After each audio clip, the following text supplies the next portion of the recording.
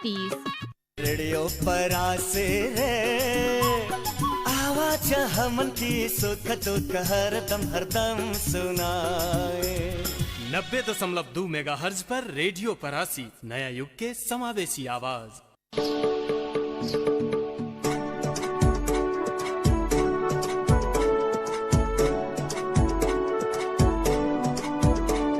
राम राम नमस्कार। कार्यक्रम हमन की आवाज में आप सबके स्वागत बा। कार्यक्रम प्रस्तुता हम डोलमा।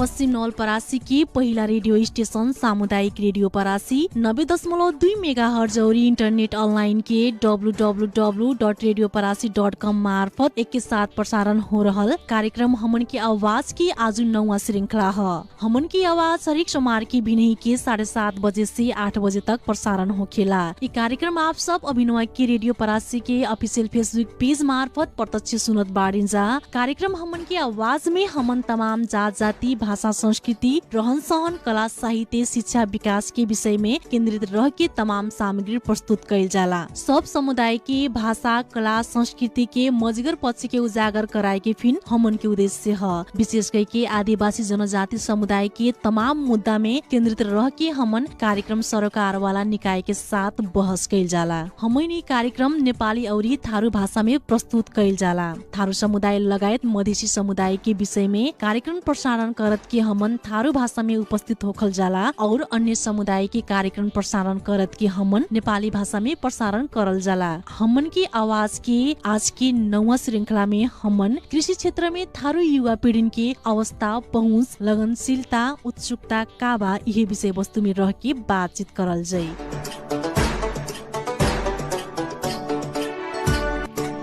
नेपाल एक ठो कृषि प्रधान देश है। आदिवासी जनजाति समुदाय विशेषतः कृषि पेशा में आधारित रहल समुदाय है। आज के समय में देखल जाते समुदाय परिवर्तनशील हो गइल बा। वैज्ञानिक प्रविधि के साथ साथ समाज के जीवन शैली में फिर बदलाव हो गइल बा। कहल के मतलब पहले के समय से आज के समय एकदम परिवर्तन हो गइल बा। आदिवासी जनजाति समुदाय भीतर रहल थारू समुदाय के प्रमुख थार थलो तराई है। तराई की भूमिपुत्र के नाम से फिर थारू समुदाय की जानल जाला। थारू समुदाय की मुख्य पेशा है कृषि और तराई क्षेत्र में देखल जाते थारू समुदाय में पहले ढेर खेत बारी के काम करत रहना फिर अभिनव भी करे न। आज के समय में देखल जाते थारू समुदाय में भी बहुत परिवर्तन हो गइल बा। जौन कृषि पेशा में आधारित जीवन शैली से परिवर्तन होके तमाम काम काज में लागल बान। कृषि पेशा के छोड़त जात बान औरते और विशेष युवा पीढ़ी के इस क्षेत्र में लगाव एकदमै कम देखे के मिलेला। बकिर इस समुदाय में भी कौनो ऐसन युवा रहे न जौन युवा समुदाय के सोच परिवर्तन के खातिर एक ठो उदाहरण बनल बान। एक ठो आईटी इंजीनियर होते हुए भी अपन व्यक्तिगत पेशा के साथ साथ कृषि पेशा में भी लगनशीलता के साथ काम करत आइल बान। आज के समाज में देखल जाते कितना युवा बेरोजगार बान, जागिर नाई बा कह के बैठल बान। लेकिन वहाँ एक ठो शिक्षित व्यक्ति होके कौनो ऑफिस संस्था में मात्र सीमित न रह के अपन पहचान के साथ साथ अपन पुरखान के पेशा लेके कृषि क्षेत्र में आधुनिक तरीका से आगे बढ़त बान।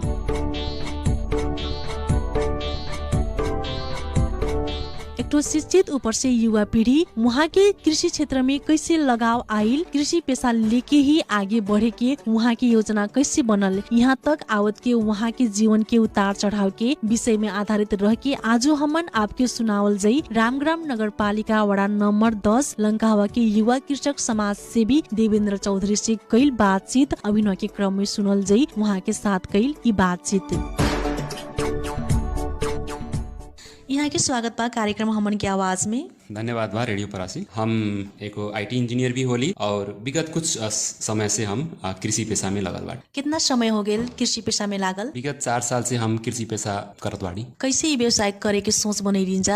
जब हम स्कूल पढ़त रही तब से हमें कृषि करे के असाध्य रुचि रहे। वहीं से जब हम पढ़ाई शुरुआत कैली उस समय में हमार पढ़ाई होत गई और जब +2 कैली, +2 कैले के बाद हम BSc एजी करे के हम प्रस्ताव रख रही बुआ के, लेकिन बुआ हमें BSc नहीं करे था ना, लेकिन फिर भी हम बैचलर ऑफ इंजीनियरिंग कंप्यूटर में हम काठमाडौँ विश्वविद्यालय से इंजीनियरिंग कैली। लगभग 10 साल IT क्षेत्र में निजी कंपनी में हम काम भी कैली। समय जब बीतत गई तब हमें लागल कि कृषि क्षेत्र हमें नहीं छोड़े के चाहिए, ओकर नाते हम फिर से अपने आप के सेल्फ रिटायर कैली और अपन देश में वापस आके हम कृषि व्यवसाय शुरुआत कैली। अभिनव कृषि व्यवसाय में कौन कौन व्यवसाय करन जाला?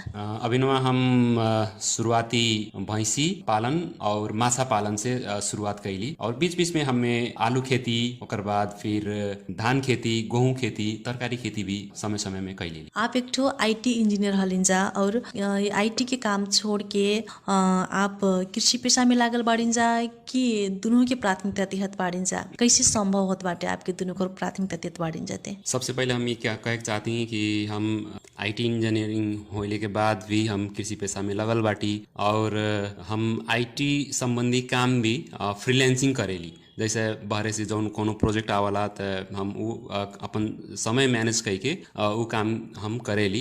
यही से हमारा जीविकोपार्जन होता। कृषि क्षेत्र में तनी से कम आमदनी भइले के नाते हम इस क्षेत्र में से हमें थोड़ा सा कम आमदनी होला, लेकिन फिर भी हमें कृषि क्षेत्र एकदम रुचि होइले के खातिर हम इस क्षेत्र के नहीं छोड़े चाहती और भविष्य में आए वाला समय में हमें यह क्षेत्र के आगे बढ़ाए बा। काहे कि जौन हम IT engineer Holi, IT engineer भइले के नाते हम एगो सॉफ्टवेयर बनावत ही किसान ICT नामक, जौन किसान और ग्राहक और सरकारी निकाय, कृषि प्राविधिक, एग्रोवेट वगैरह सब मिला के एक जगह लाए वाला काम करी। ओकर लिए हम IT से रिलेटेड सॉफ्टवेयर में काम करा थी। 4 साल से आप कृषि व्यवसाय करत आवत बाड़िंजा और ई व्यवसाय करत के कितना के सहज भइल और कितना के असहज भइल बाटे? शुरुआती में तो कोनो भी नया काम जब करल जाला तो ओमे कठिनाई जरूर आवाला, लेकिन काम करत करत करत उहे कमवा हमन के सिखावाला। धीरे धीरे धीरे आके हमन के लगभग 4 साल में वो अनुभव आ गइल बा कि कहाँ कौन कमजोरी होता और वो कमजोरी के हमन के कैसे जल्दी से जल्दी सुलझावल जा। वो चीज आज आके एकदम ज्यादा सहज हो गइल बा। अब पहले जैसन कठिनाई रहे, जौन चीज की आवश्यकता रहे वो चीज हमन के सब चीज बुझ गइल बाटी है और हमन के कृषि व्यवसाय एकदम आराम से स्मूथली चलता है आज। अभिनव आपके कृषि व्यवसाय में विशेष कौन कौन व्यवसाय करत बाड़िंजा? हमन के गाय भैंसी पालन और माछा पालन में हमन के जोड़ दहले बाटी के विशेषता। ओकरे में कितना के फायदा होता बाटे? गाय भैंसी में तो हमन के दाना में ज्यादा खर्चा बा और मनई रखले में ज्यादा खर्चा बा। हमन के गाय भैंसी पालन में से तनी से कम आमदनी बा, लेकिन माछा पालन में हमन के ज्यादा आमदनी बा। काहे कि हमन के माछा जौन उत्पादन करल जाला, उत्पादन भइल माछा हमन के अपने खुद है बाजार में जाके बेचल जाला, वो नाते हमन के माछा से ज्यादा आमदनी हमन के कई सकल जाला। आप एक युवा हलिंजा और करी में से भी एक शिक्षित काहे कृषि व्यवसाय रोजलिंजा? जीवन जिए के लिए हमन के सबसे ज्यादा घास बास कपास के अति आवश्यक चीज हो, जौन ये प्रत्यक्ष कृषि से जुड़ल बा। त उ नाते और हमन के पुरखा सब विशेष कह के हमन के थारू समुदाय हजारों साल से हमन के कृषि कर्म करत आवत बाना है, जीविकोपार्जन करत आवत बाना। उ नाते से हमें कृषि में ज्यादा रुचि बा और एगो मान्यता बा कि हमन के जौन चीज खाइल जाला हमन के उहे चीज होइल जाला। तो उ नाते हम कृषि में ज़्यादा जोड़ देली और छोटे से लगाव कृषि प्रति छोटे से हमार मतलब लगाव बा, मतलब कृषि प्रति उहे नाते। और कृषि का करला कि एगो स्वस्थ और ईमानदार रहे के सिखावाला भी।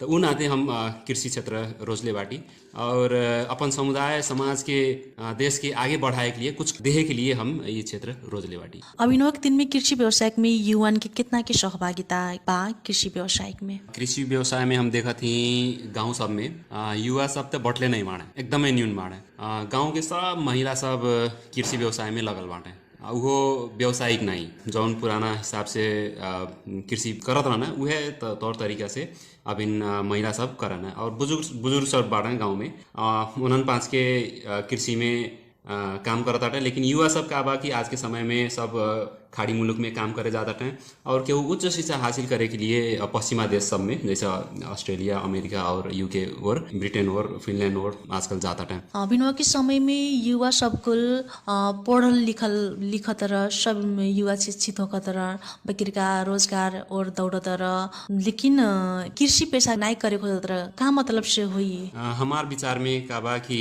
आज के युवा सब में स्कूलिया से का पढ़ाई करता है कि रोजगार करे के चाहिए, जागीर करे के चाहिए, लेकिन माटी नहीं छुए के चाहिए, ई टाइप के हमन के स्कूलियम से ट्रेंड बना था। वो नाते हमें जहाँ तक लगा था जितना भी युवा सब पढ़ लिख लेता है बड़ा बड़ा कंपनी में रोजगारी, जहाँ चिल्लो गाड़ी में चढ़ के ऑफिस जा और वहाँ एसी वाला कोठरी में बैठ के कंप्यूटर खोल के खाली काम करे पड़े, माटी छुए के ना पड़े। कृषि पेशा ऐसा हो गई बा कि माटी छुए पड़ता, हिला छुए पड़ता और मेहनत ज्यादा बा, लेकिन जितना मेहनत कृषि में बा उ हिसाब से हमन के आमदनी नहीं बा। तो वही नाते सरकारों एमे तनी से हमें जहाँ तक लगा था कि कृषि क्षेत्र के प्रोत्साहन नहीं करा था और सरकार प्रोत्साहन न कैले के वजह से कृषि के ज्यादातर युवा सब रोजगारी जागीर के तरफ नहीं इनन के दिमाग विचार जाता जैसे लगा था। एकरी में सरकार कृषि क्षेत्र में प्रोत्साहन नहीं देत बाटे कि युवा कुलीन के कृषि क्षेत्र में प्रोत्साहन नहीं बाटे, या कितना की लगानी सरकार कृषि क्षेत्र में देत बाटे? आपके कोनो विचार बाटे कि कितना की लगानी करत बाटे सरकार? ये तो सोचे मालूम बा कि हमन के लगभग 90% खाद्यान्न के आयात करे पड़ा था भारत से। तो ऐसे का सोचे मालूम चला था कि सरकार हमन के मतलब निरुत्साहित करा था कि कृषि न कर, हमन के विदेश से आयात भर करल जा। तो ये का कारण से हो कि हमन के युवान के विस्थापित करे के लिए कि कृषि क्षेत्र में इनन के लगबे नहीं करे। जैसे यहाँ के जितना बचल किसान बाण है उन्हन के जौन उत्पादन करता है ओकर बाजारीकरण ओमे उत्पादन बढ़ाए के लिए वैसन कार्यक्रम नहीं लावता है, और जितना बजट सरकार विनियोजन करा था ओकर तो 70% फ्रीजे होके चल जाला, जम्मा 30% ओकर इस्तेमाल होके नहीं। तो एक मतलब का हो कि जौन कार्यक्रम सरकार बनावा था वो कार्यक्रम खाली नेता के पाले के लिए, उनके कार्यकर्ता पाले के लिए खाली उहे पेरीफेरी में बजट रह जाता, और असली किसान जे काम करता यहाँ ओके अनुदान या ओका वो जो लगानी करा था सरकार वो वहां तक ले पहुंचते नहीं बा। तो समग्र में अगर देखल जाए तो हमन के सरकार कृषि क्षेत्र में इंटरेस्टेड नहीं बा, खाली कर्मचारी पाले के लिए, नेता कुलीन के पाले के लिए, उन्होंने के लिए कार्यक्रम बनाला। जब हमन के यहाँ से स्थानीय सरकार के या चाहे प्रदेश सरकार के हमन के निवेदन लिख के दिहल जाला कि हैसन कार्यक्रम हमन के चाहिए, दिगो कार्यक्रम हमन के कृषि क्षेत्र में चाहिए, तो वो दिगो कृषि कार्यक्रम हमन के लिए छनौट होबे नहीं कराला, और जौन कार्यक्रम वहां से आवाला वो कार्यक्रम किसान के लिए होबे नहीं कराला और एकदम जटिल रहा, होबो कराला जटिल रहा। उन्हन के 10 लाख 20 लाख के कार्यक्रम निकलनी तो 20 लाख के कार्यक्रम खुद कई के ओकर बाद फिर बजट वगैरह परछूट कराना, जौन की एकदम जटिल प्रोसेस बा। ई क्षेत्र में हमन के एकदम लंबा बहस भी कही सकल जाला, लेकिन फिलहाल हमन के सरकार निरुत्साहित करता कृषि करे के। यही से हमार विचार का बा कि सरकार ये में कहना हमन के जौन युवा बाटी के युवा के खाली ये पढ़ा के कि तुम 5 रोजगार करा और कृषि करवे न करा, और यहाँ की कृषि विस्थापित हो जा, और यहाँ के जौन जमीन बा उके बंजर बनावा। और सबसे पहले तो हमन के जौन मॉल वाला इश्यू भी बा, हमें बहुत सारा न्यूज में पढ़े के मिला कि मॉल बिना हमन के उत्पादन नहीं हो पावा था। तो मॉल के जब व्यवस्थापन नहीं हुई, मॉल के जब हमन के उत्पादन नहीं कही सकल जाला, तब तक ले हमन के कृषि कही नहीं सकल जाला कोनो भी क्षेत्र। आप ते जैसे एक ठो युवा लिन्छ, आप तो युवा लिन्छ, बगैर कृषि करत हिंजा कर ऊपर से आप एक ठो IT इंजीनियर, और ये आपके जैसे कि और युवा को लिए निरुत्साहित बाड़ नहीं एकरी में लाकिल नहीं चाहत बाड़, ते आप कैसे लगल लिंजा? आपके मन आपके विचार कैसे एकरी में आए के कोशिश कैल, कौन चीज के परिवर्तन करे खोथिन जाए कृषि क्षेत्र में? ई का चीज बा कि जौन हिसाब से सरकार हमन के निरुत्साहित करा था उस सिस्टम के हमन के तोड़े के लिए हमन के कृषि क्षेत्र में लगल बाटी है। अब हमन के जैसन पढ़ल लिखल मनई अगर इस क्षेत्र में नहीं लगल जाई तो किसान के जौन आवाज बा उ दबत चल जाई। तो वही हमारे हमन के किसान के आवाज बने के लिए हमन के कृषि क्षेत्र में लगानी करत बाटी गए। और हमार जोन विचार बा किसान आईसीटी के जोन परियोजना बनैले बाटी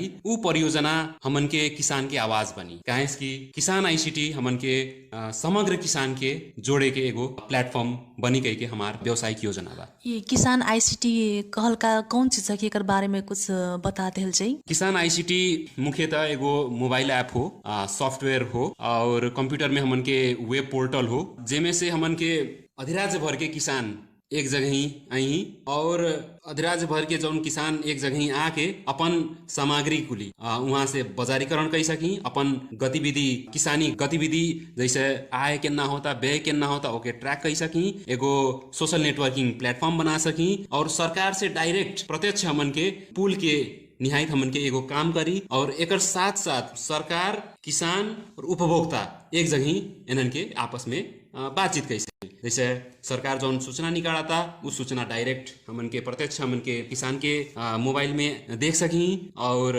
जौन ग्राहक बा वो ग्राहक हमन के प्रत्यक्ष रूप से डायरेक्ट हमन के किसान से खरीद कर सकी किसान के उत्पादन।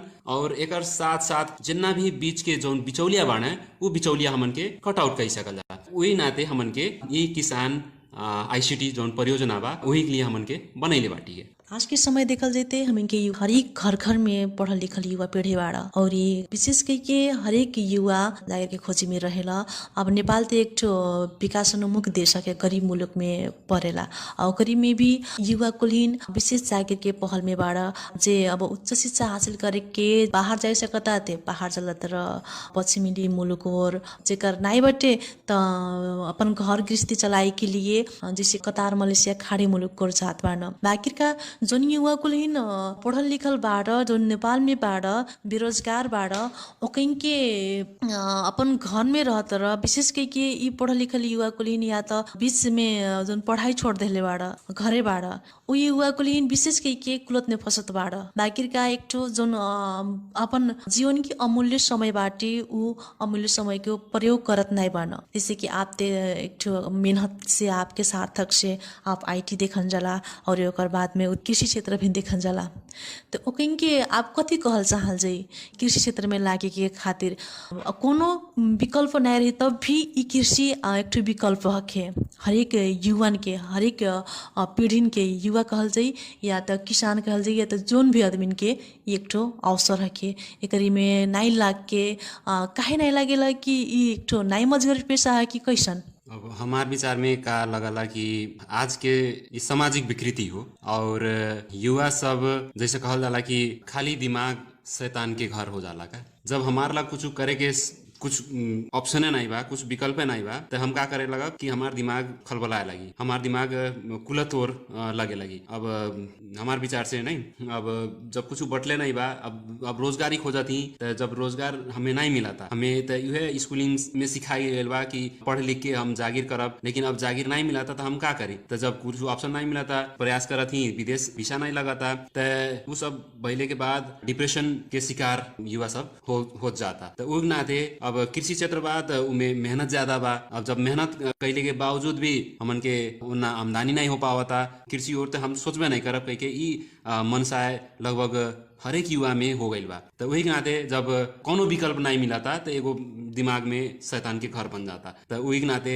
हमें जहाँ तक लगा था कि रक्सी खाइल नहीं ओकर बाद सिगरेट पियल ओकर बाद धीरे धीरे धीरे धीरे और कुलत में फंस जात फिर कहा ना ड्रग वगैरह एडिक्शन के ओर जात बाड़ा जैसे लगा था। अब एमे सरकार भी जिम्मेवार बा जैसे हमार विचार बा। आप सरकार के जिम्मेवार कहलिन जा कैसे जिम्मेवार बा सरकार। जब सरकारे हमन के सामाजिक परिवेश बनावला ते सरकारे जिम्मेवार बा युवा सब कुलत में फसल। वही नाते हमें लगा था कि इस सरकार के कर्तव्य होके कि जितना भी समाज में हमन के युवा सब बाणे एनन पाँच के एगो सही बाटो देखाए के लिए चाहे वो जागरूकता के कार्यक्रम फैला के होस या कोनो भी हमन के बजट लगानी ला के हो वो कार्यक्रम बना के युवा सब के हमन के कुलत से निकाले के जैसे हर सम्पांग धरान के मेयर जौन करत आटे उ हिसाब से हमन के हर एक शुक्रवार जौन एगो बढ़िया कार्यक्रम लागू औसत से हमन के कैसे निकलल जाला, युवान के कैसे बचायल जाला, तो वैसे उ सब कार्यक्रम हमन के स्थानीय सरकार, प्रदेश सरकार और केंद्र सरकार के बनाए के चाहिए जैसे हमार विचार बा। आप एक ठो आदिवासी थारू हलिन्जा।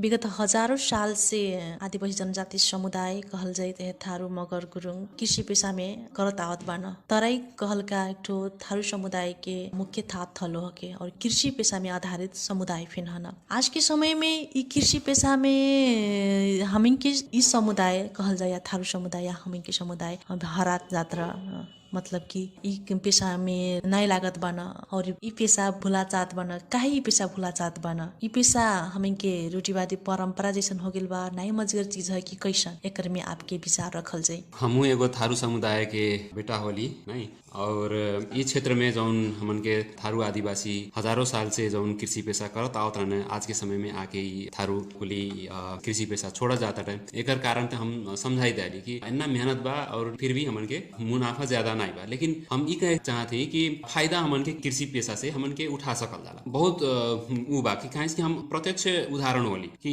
कृषि पेशा से हमन के मुनाफा कमा सकल जाला। जैसे गाय भैंसी में हमन के का हो जाता कि अधिकतम दाना में हमन के ध्यान देत बाटी। तो दाना का बा कि फैक्ट्री से उत्पादन होता, अब फैक्ट्री में का बा कि ज्यादा कॉस्टली दाना होता नहीं। तो जब दाना कॉस्टली हो जाए तो भैंसी सब कहना गाय भैंसी पालन प्रोडक्शन कॉस्ट ज्यादा हो जाए, तो वही नाते हमन के उनमें से तनिए से कम कहना आमदनी हो सकता। लेकिन दाना के विकल्प का बा कि घास, अगर हमन के घास खेती करल जा तो दाना के कंजप्शन भैंसी में कम होई। जब दाना के कंजप्शन कम होई तो ऑटोमेटिकली हमन के कहना घास ज्यादा खाई तो ऑटोमेटिकली हमन के कहना प्रोडक्शन कॉस्ट घट जाए।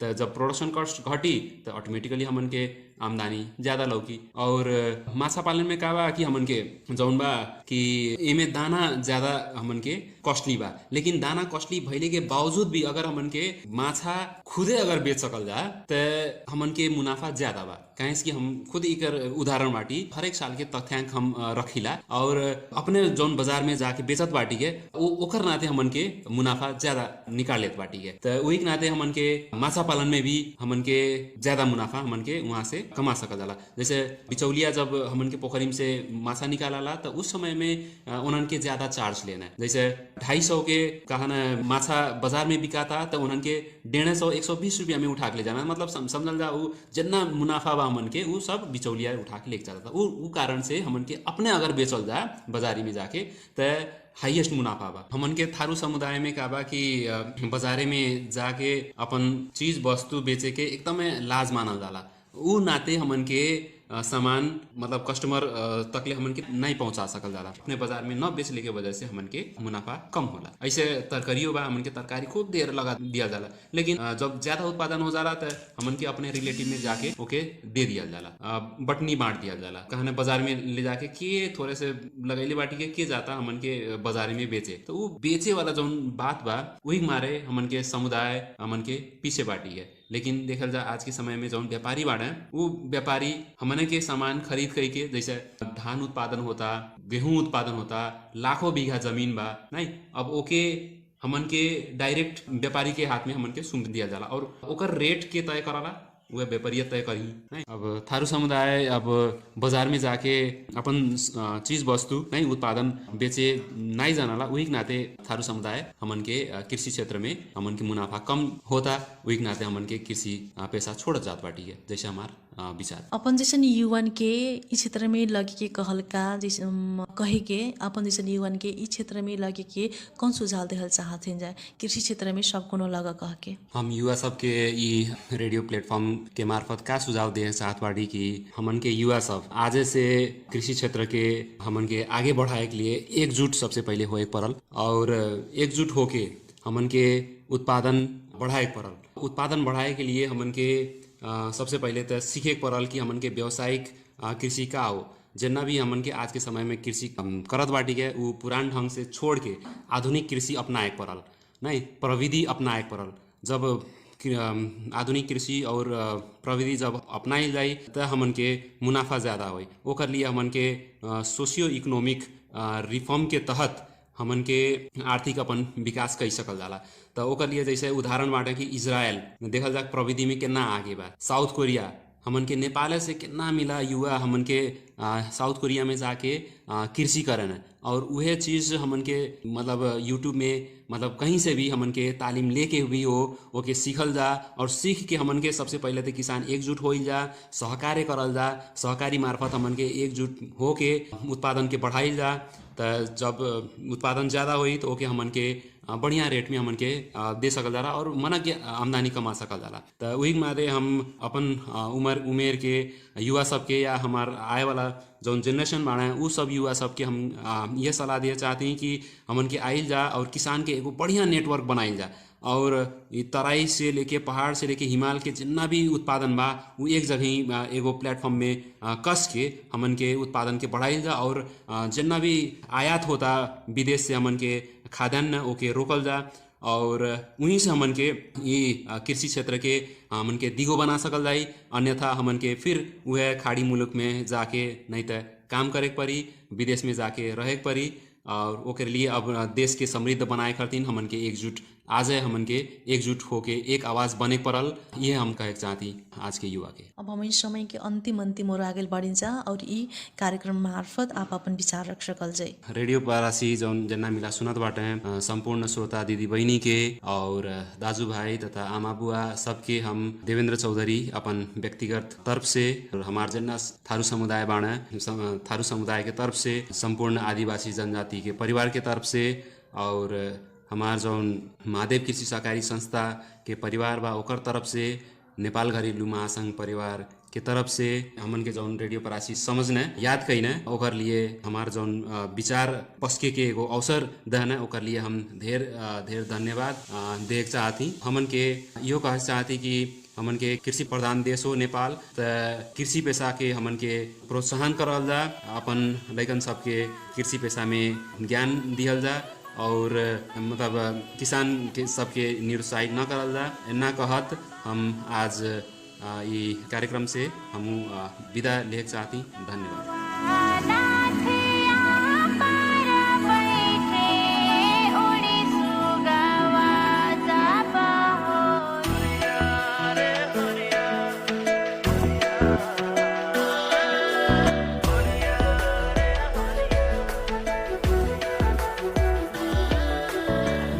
लगावे फूलवा फुलवरिया हमरो लागी रही, बाबा लगावे फूलवा फुलवरिया हमरो लागी रहे हो लागी रहे फुलवरिया हमरो लागी रहे हो लागी रहे फुलवरिया हमरो लागी रही। बाबा लगावे फूलवा फुलवरिया हमरो लागी रही, बाबा लगावे फूलवा फुलवरिया हमरो लागी रही।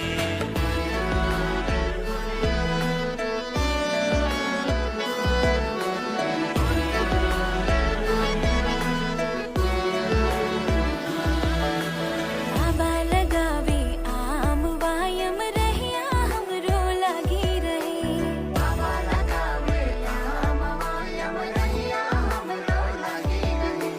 लागी रहे हो लागी रहे यम रहिया हमरो लागी रही, लागी रहे हो लागी रहे यम रहिया हमरो लागी रही। बाबा लगावे आम वायम रहिया हमरो लागी रही, बाबा लगावे आम वायम रहिया हमरो लागी रही। Radio Parasi 90.2 megahertz. अरे माई हम ते मर गईली। काहे का भइल भौजी? का कहीं हो, बहुत जोर से कपार बथत बा और पूरा शरीर भी दर्द करता। ए चला तब संजीवनी हॉस्पिटल निचलवल, जहाँ दक्ष तथा अनुभवी विशेषज्ञ डॉक्टर द्वारा बढ़िया से इलाज होला। जी हाँ, हमन के यहाँ हरेक सोम के MBBS जनरल फिजिशियन एवं neuro psychiatrist doctor Indrajeet Patel द्वारा शुगर, ब्लड प्रेशर, थायराइड, श्वास प्रश्वास, माइग्रेशन, छाती रोग, शरीर दर्द, कमर दर्द, फालिज लकवा के इलाज MBBS MS laparoscopy and general surgeon doctor Tanveer Khan द्वारा पित्त थैली, पत्थरी, हर्निया, हाइड्रोसिल, बवासीर, भगंदर, नॉर्मल डिलीवरी ऑपरेशन द्वारा बच्चा पैदा करे के व्यवस्था, साथ में 24 घंटा आकस्मिक सेवा के साथ ICU NICU के भी सुविधा। संपर्क के खातिर संजीवनी हॉस्पिटल निचलोल, चिउटाहा रोड, दामोदरी पोखरा। मोबाइल 91 51 18 34 88। 2-4 वर्ष कि विदेश बसेकी थिए। केटीले त उतैको जस्तो किचन तथा रुम सजावट सिकेर आइछि कि क्या हो, पुरा युनिक देख्छु त। होइन नि, यो सबै डिजाइन त हाम्रै सुनवल बजारमा रहेको brothers unique home suppliers and kitchen डेकोरेसनको पो हो त। त्यहाँ त सनराइज र सिजी ग्रुपका युनिक सामान पाइदो रहेछ। अनि हुँदैन त कोठा युनिक? हजुर, हामी कहाँ मोडुलर किचन, टिभी क्याबिनेट, भित्ते दराज, सोलर, वाटर हिटर, चिम्नी, चुल्हो, RO Kent water purifier, floor parqueting, sofa र बेड पाइनुका साथै अर्डर अनुसार फर्निचर सम्बन्धी सम्पूर्ण काम गरिन्छ। किचन तथा होम डेकोरेसनका लागि तपाईको सेवामा brothers unique home suppliers and kitchen decoration, Sunwal 4 Parasi road, Nawalparasi. Proprietor Pitambar Basyal. Mobile 98570 46 968 र 98 074 012 55। यस टाइम चेकको साथमा DNG हार्डवेयर, सुनवल 4 लक्ष्मीपथ। घर निर्माण तथा रङ रोगन सम्बन्धी सम्पूर्ण सामानका लागि हामीलाई सम्झनुहोस्। होङसी सिमेन्टको आधिकारिक विक्रेता DNG हार्डवेयर। सम्पर्क 98 570 46 573 र 98 054 69 873। अहिले बिहानको 8 बज्यो।